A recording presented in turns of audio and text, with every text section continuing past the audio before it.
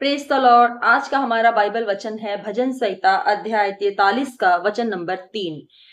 अपने प्रकाश और अपनी सच्चाई को भेज, वे मेरी अगुवाई करे। वे ही मुझको तेरे पवित्र पर्वत पर और तेरे निवास स्थान में पहुंचाएं। हालेलुया।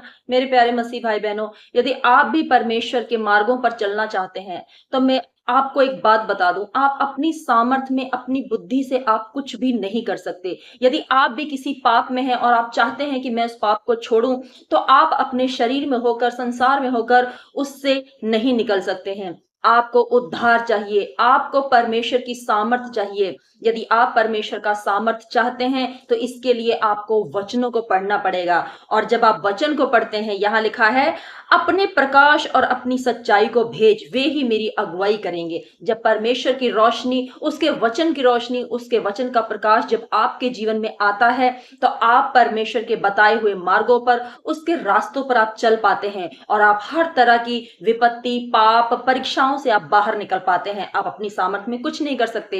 यदि आप उद्धार चाहते हैं, आप पाप का जीवन छोड़कर पवित्र जीवन जीना चाहते हैं, तो आपको परमेश्वर की अगुवाई मांगनी पड़ेगी। अगुवाई आप कैसे मांगेंगे? आपको परमेश्वर का वचन पढ़ना पड़ेगा, क्योंकि परमेश्वर के वचन से रोशनी निकलती है। बाइबल बताती है कि परमेश्वर के वचन के खुलने से एक प्रकाश पैदा होता है, और जब वो प्रकाश आपके जीवन में आएगा, जब आप बाइबल को पढ़ेंगे, प्रकाश आपके जीवन में आएगा, तो वो आपकी अगुवाई करेगा। जिस मार्ग में आपको चलना है, जैसे आपको फैमिली को संभालना है, कैसे आपको जॉब करनी है, कैसे आपको संसार में रहना है, कैसे आपको परमेश्वर के वचन को पूरा करना है, परमेश्वर का आत्मा, हॉली स्पिरिट आपको गाइड करेगा। और मेरा विश्वास है कि जब आप परमेश्वर की उपस्थिति में चलेंगे तो परमेश्वर आपके जीवन में बड़े कामों को करेगा। आमीन। God bless you all.